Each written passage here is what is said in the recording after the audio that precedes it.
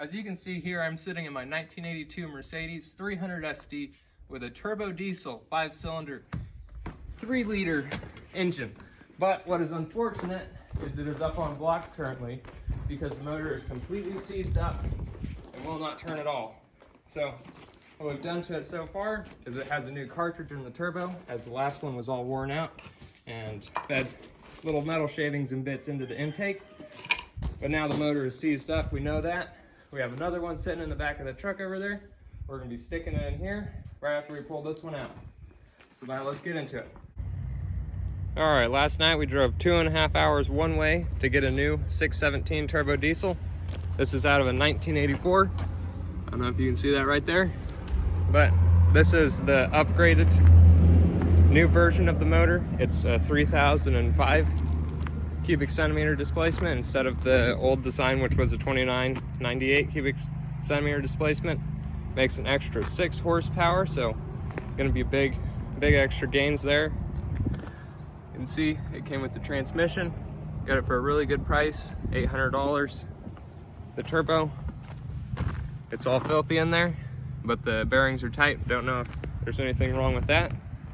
But anyway, just wanted to get a video of it before I gave it its first bath in 20 years. So at least that's what it looks like. All right, I'm gonna wash this off and then pick you up then. All right, now that it's had its bath, it is relatively grime-free, as you can see. It's pretty clean. We're gonna get this valve cover off of here so we can do a compression check. And the reason we need that valve cover off is because we need to adjust the valves before doing the compression test, or else it might throw the results off a little bit. So make sure you get a good picture of how all this linkage goes before you start taking it apart.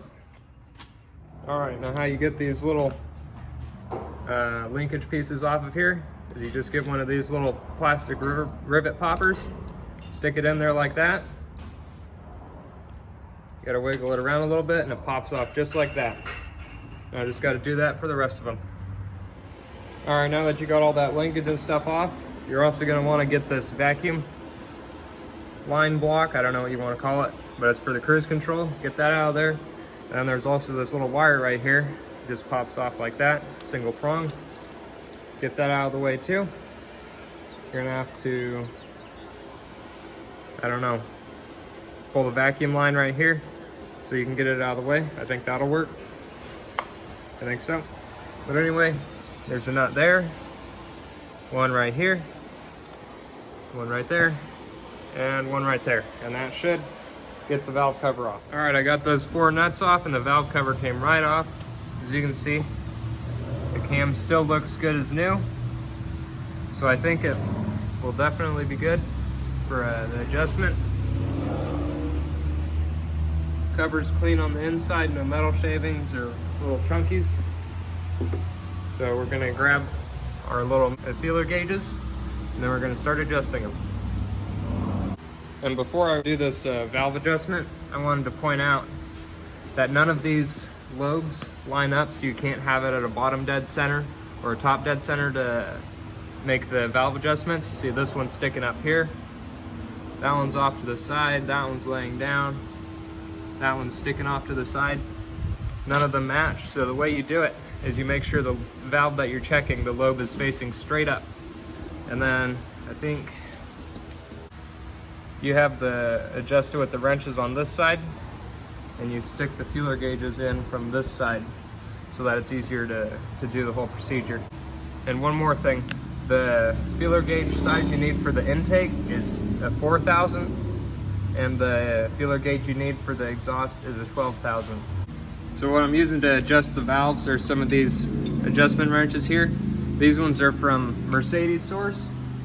That's where you buy them new. I got these ones off of eBay for 40 bucks. I think the ones on Mercedes Source are around $100.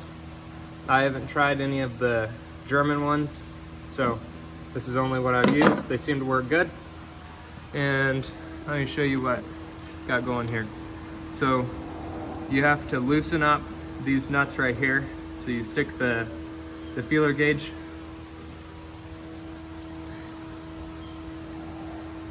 in that gap right there. I don't know if you can see it, but what you have to do is you have to loosen this one up here and this bottom nut is the adjustment nut. So if you spin it that way, that adjusts it out. The other way would adjust it down.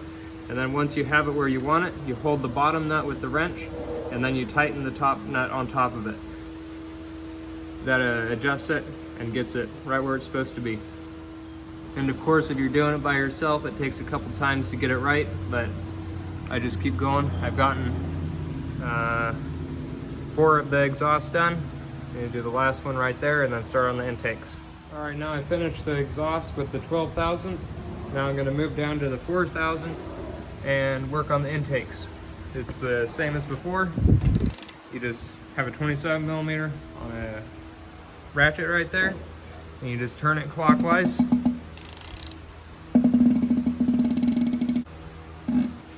Until the valve is sticking straight up, like that. So how it goes is exhaust, intake, intake, exhaust, exhaust, intake, intake, and then these 2 exhausts, and the last intake. So now we got that first intake pointing straight up right there. Gonna pull out the feeler gauge and check it. Now, I'm not sure if you're gonna be able to see it. I have the 4,000th gauge in there. This one is a little bit loose. It's moving too easily. So we're gonna get the wrenches out, break it loose, and tighten it up a little bit. You can see this is how the wrenches go on there. You have to make sure the bottom one is sat completely down on the top of that spring. And then the top one just sits on top of the other wrench and it adjusts perfectly fine. They have this little groove in them so that it doesn't mess with, or it doesn't interfere with the top nut if you have it perfectly set down like that. You can see right there. So you just take it like this. Not sure if I'm gonna be able to do it with one hand. And then just break it loose like that. And to make it tighten up a little bit, you act like you're loosening the bottom one like that. Now we're gonna tighten it back up and check it. Right there. Probably still not gonna be able to see it, but it is a little bit too loose still. That's why it's better to have 2 people so you can have one checking with the feeler gauge from the back and the other side, or the other person tightening it up with the wrenches on this side. Now I'm just gonna keep slowly working my way down, making sure they're all perfect. All right, I got all the intakes finished up. What was weird is all of the intakes were way too loose, and some of the exhausts were tight and some of them were loose. I don't know if that's just from someone not adjusting it correctly last time or what was going on, but anyway, got them all adjusted to how they're supposed to be, went back, double checked all the nuts, made sure they were tight. If you want to see how they go from exhaust to intake, you can see I have the exhaust marked. So from the front, you go across there. Anyway, I didn't know if that'd be helpful, but while I was at it, I cleaned up the valve cover a little bit, didn't get it super shiny, just got all the corrosion bits off of it, and made sure it was all lubed up. Now let's put that valve cover back on there, pull those injectors, and then run the compression test. Before we get into this video, you can see that this car has some very nice features, such as an all-the-way open hood, which you easily do by pulling 2 levers, one on each side, opens all the way up. So you're able to access your high-performance engine very easily. So you can see we've already started taking some stuff off. The air intake's taken off with the air filter housing. Some of the lines are disconnected, power steering's disconnected, and some of the air conditioning lines are disconnected. Now what we're gonna do is gonna finish pulling these lines out, and then underneath, you're not gonna be able to see it right now, but there's just some bolts holding it up in there. We're gonna take them off so the transmission can drop down and we can take it out as a complete unit. So let's get that done. So now we're gonna be pulling the oil cooler lines out. It's gonna make a big mess, so we're gonna have an oil pan under there.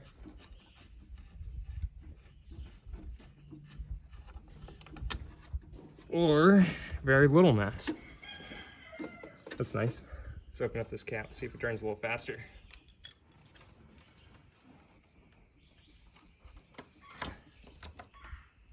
That's a negative. It's turning just slowly. I'm gonna pull this one off up here.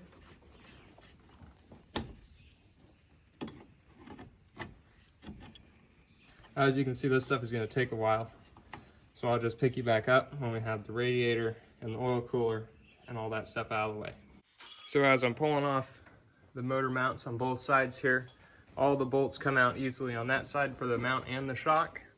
On this side, the shock comes out easy, and the bolt that goes in the front of the motor mount right down there by my finger. But the back bolt right down there, you can see the Allen key sticking up. You're not able to fit a Allen socket on there, so you just put an Allen key in like that, take the open end of your wrench, stick it on there, and then twist it like that. It breaks it loose so you can pull it out easy. Just a quick tip if you guys wanted to know that. Now we got the radiators out and everything disconnected for the motor underneath and up here. I pulled the drive shaft bolts out last night, and there's only one thing left on here. It's the sensor for the tach right there. So there's one nut right there on top. You can't really see it, but it's there. It's holding it on, and you can't get to it with anything really very easily. And it comes up here and out right here. So what we got going on this motor here is I have a socket on there. It's an 8mm. I got these vice grips. I clamped it on there, careful to not pinch that wire. I had to make sure to get it all the way up against this belt here. It'd probably be easier if the belt was off, but I just left it on. And then you can just get it loosened up, break it loose, and it'll come right out. Now, we're gonna see if we can get it out of that motor while it's still in there. It's gonna be fun. Now I got the light in here so you can see it a little bit better. It's really easy to get to now that the little sensor's out of the way, but this is the nut that you have to get off of there. Stick the socket on it, grab with the vice grips, and twist it, and it should break loose with all that structural lubrication going on up there or something. Anyway, gonna be pulling it out here pretty quick.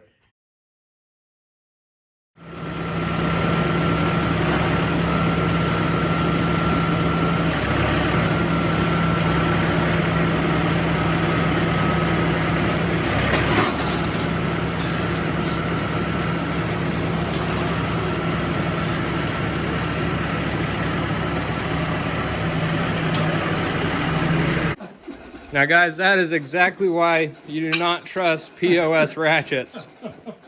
Because if that came out in there, what would we be buying? I don't know. Now we're under the Mercedes here. It's raining out, so it's got a lot of noise going on. But this carrier bearing here in the center, nothing left holding it on there. And the reason we pulled the center heat shield out is because that flex coupler up there is ripped. The back one looks fine over here, so we're not going to be replacing that one. But this guy right here is definitely going to need to be replaced. So now I'm going to crawl back out of here, get the tools to pull this out, and get the rest of the drive shaft out. I'll pick you back up then. Now I got the drive shaft out. This one right here, carrier bearing, as you can see, is completely roached. This U-joint here still feels good. We're not going to be replacing that. But this right here, you can see the cord sticking out.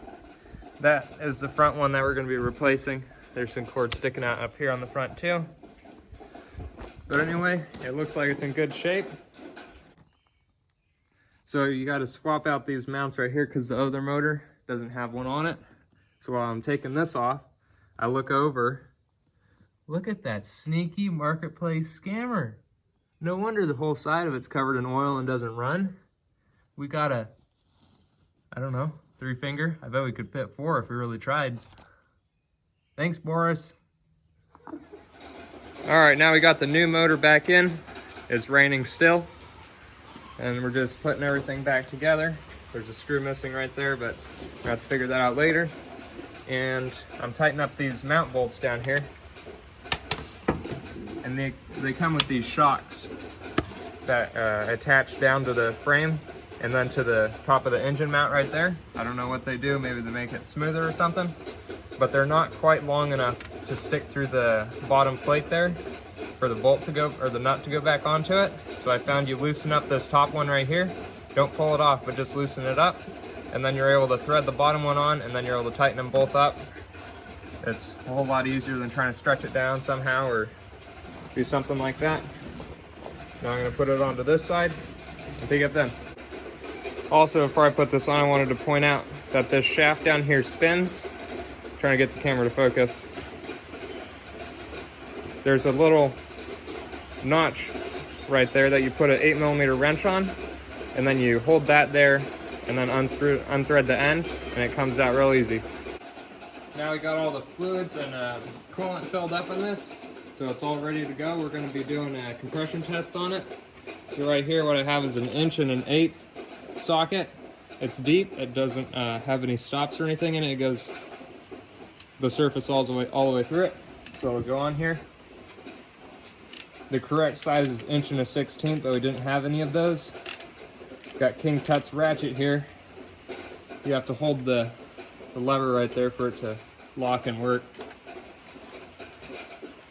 One injector out there.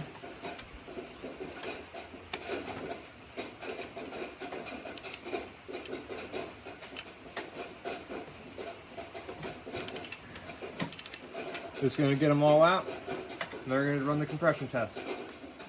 All right, now we got the compression tester hooked up, and we're gonna see what it's at for cylinder number 1.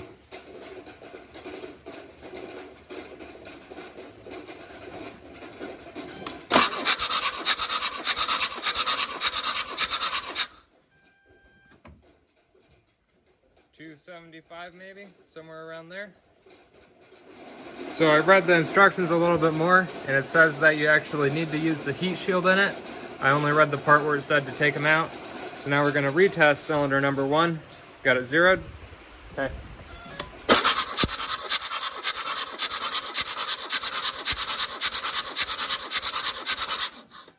That's pretty good. 320, somewhere around there. Now we're going to check the rest of them. Number 2.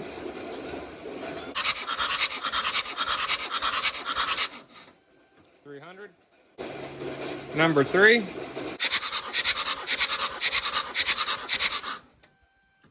350. Sounds a little bit off. Number 4. 300. And last but not least, number 5.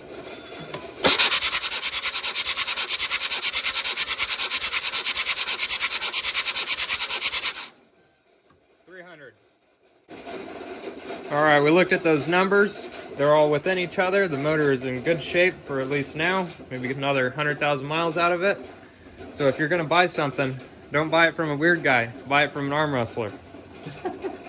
That motor's from a professional arm wrestler, so. Yeah, this is the engine side of the drive shaft here. And this is the flex joint that goes on it. You want the bolt to stick in here through this hole so you can tighten the nut on the outside, because that hole is pretty tight and you won't be able to fit the size 17mm in there. You can only fit a 15mm for the bolt head. So I'm gonna get this tightened up. It's 3 of the bolts there, and then I'm gonna stick it in there. As the rest is pretty self-explanatory on getting the drive shaft in there. All right, now we're here under the car. It's a little bit cramped as it's only like a foot off the ground. Anyway, that's the transmission side. Over here, that's the support bearing in the middle, and then way down there at the end is the transmission, or the differential. Anyway, it's all in there. It all spins good. I'm gonna put the cover back in there. That covers it all up. And then I'm gonna put the exhaust back on it, and we'll take it for a little spin. All right, we're about to put the exhaust back in it. I repainted it and made it look all nice. It actually looks really good. You can't really see it right now, but we recut the tailpipes there because they had been dragging on the ground, going in and out of parking lots, I'm guessing, and they looked all ratty and stuff, so now we redid those. Looking good. Gonna stick it back in there and finish it up.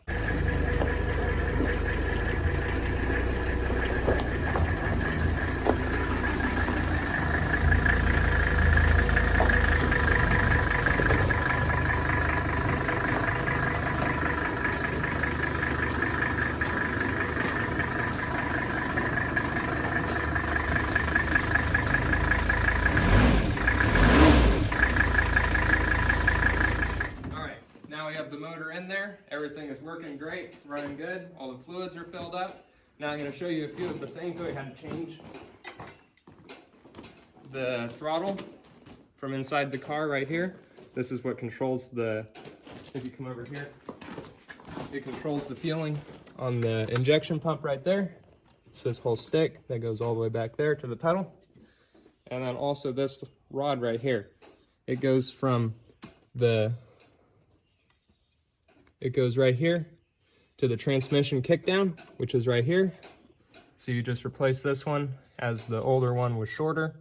So now it has a short one on it. This is the one that came with the 84 motor. So we took this one out, put on the one from the 82. This is also from the 84 motor. We took it off and put on the 82. So now that's all on there right. That's pretty much the only changes that I had to do to it. So now I'm going to take it down there for the glamour shots and maybe a little test drive.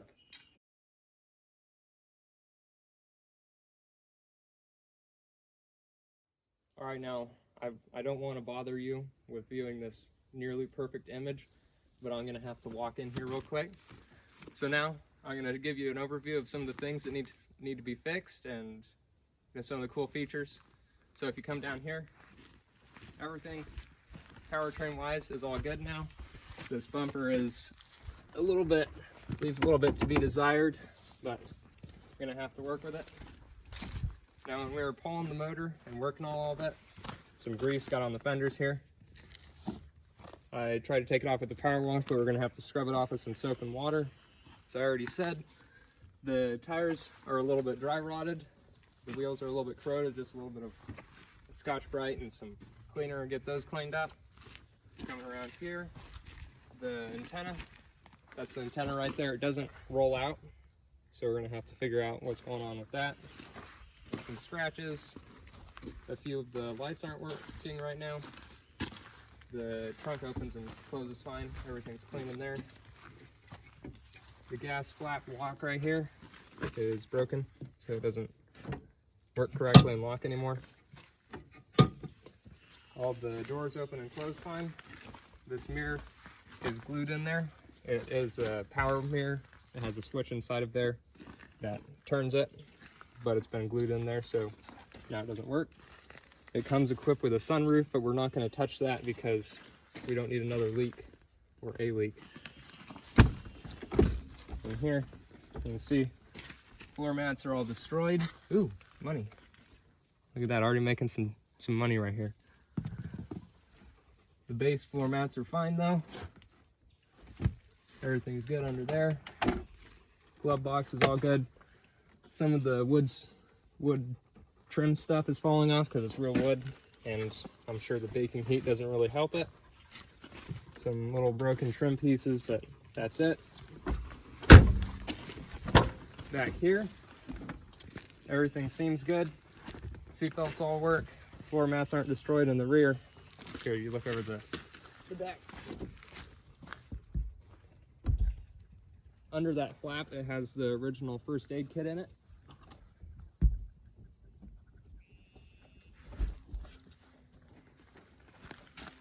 Who knows if it's still good, but it doesn't look like it's good. It's all still in there though. It means nobody's been hurt in this car. And this ashtray right here, come check it out. So you have to just thank the Germans for this. Look at this. Yeah, boom. You got your own cigarette lighter. One on each side, of course, so you and your passengers can enjoy smoking a cigarette. Coming around the back here. Basically all the same on this side. Window switch is falling out. Gonna have to figure out something for that. Fancy ashtray. Down on the driver's side here, you adjust the mirror by this handle right here. The seat adjusters on both sides don't work either, so the seats don't move at all, which is fine because they're leaned all the way back. I'm a big dude. Over here, the tachometer doesn't work, so it always sits at 0. The oil pressure also doesn't work, so we're gonna have to change the sender unit from inside the engine bay there to get that working. Down here, This is where you would adjust the passenger side mirror. The switch right here, it's broken though. I had to replace the window roller switch there because it was broken. But now this is the best part. You come back here. Oh, I've got to grab the key. Now I got the trunk open. The original mats and everything are still in here. A little bit of damage on that cardboard piece, but it's got the spare. It's got all the tools. This is also the air compressor for the suspension in the rear. It's an air ride system. And this right here, if you peek under here, this is one of the factory upgrades. A turbofan, Vulcanheinz Hag German concept speaker system. Also, you got your six track, I think it's called, CD player. That's what this big guy is right here. That's a subwoofer. Some nice mods, I guess. Anyway, it's a nice clean car. Everything else works, other than the stuff I said that didn't work clearly. But now, let's take it for a little test drive. So now, I almost forgot. So you have your typical mirrors here. They light up. One for the driver, one for the passenger. But this is strictly German. Nobody else would think of this. For that, you know, that sun that sometimes gets right there over your mirror and blinds you. Sometimes you just got to block that out. It's really smart right there. It's definitely not over-engineered. Oh, I'm trying to smack the camera Sam with it. Now let's take it for a drive. So this is one of the nicest cars I've ever rode in here, and I've been in the 2025 Toyota Tundra, which is it's a nice truck, but this just outperforms it in basically every way except for speed and being new and all that stuff. As you can see, tachometer isn't working, fuel gauge is working, temp gauge is working. The ABS is mad right now because the fuse is out of it. But as you can see here, we have park, reverse, neutral, drive, sport, and then low for all that performance. It probably sounds a whole lot louder in the video than it is actually. It's really quiet in here.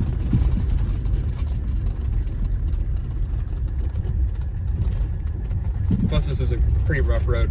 It's nice and smooth. All right, now we're off of the rough road a little bit. You guys want a little pull? Since this is not street legal yet, it doesn't have plates or anything, we're just going to be driving it on a private road here.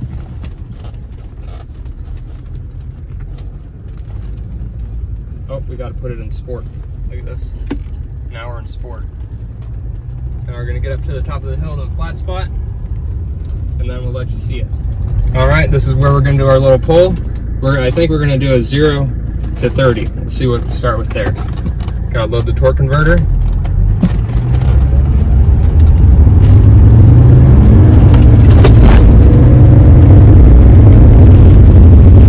Not that quick, but when the turbo kicks in, it picks up a little bit.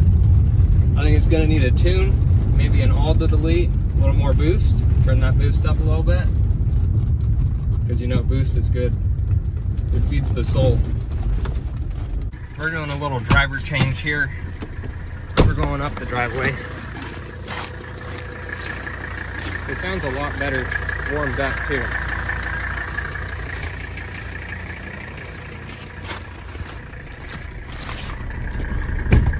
It's very quiet. It's like a little whisper.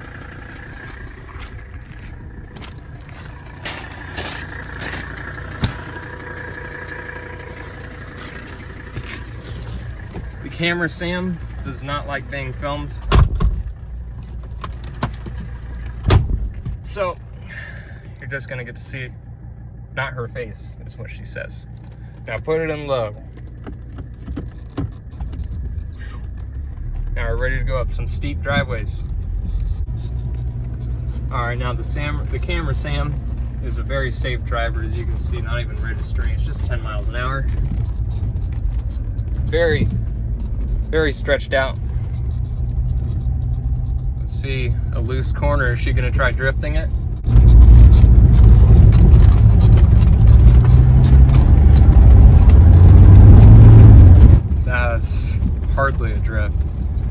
better slow it down for these old tires. Try not to hit the rocks. Oh, nope, there, that's all the rocks. This is a really steep driveway. It's probably a 30% slope, 35%. Not hearing any tire slippage at all. Just cruising. Yeah, dog. All right, now let's see how well she parks.